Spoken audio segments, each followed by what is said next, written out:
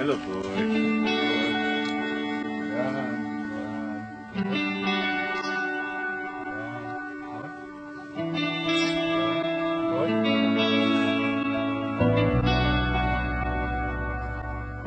My name is James Mwenda. I'm a caretaker of the Northern Whites.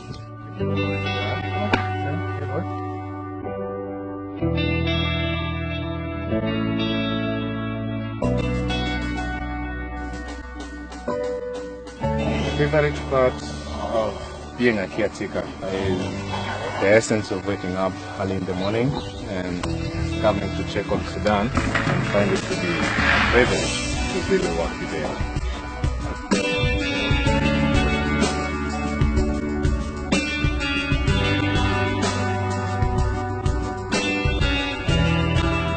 He has been a representation of the problems that are with human beings.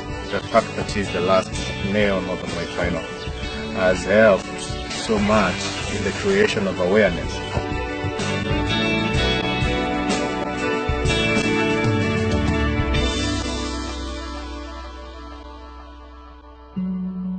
It would be sad imagining that they will be extinct one day. That one day I won't be seeing Sudan. One day he will be gone.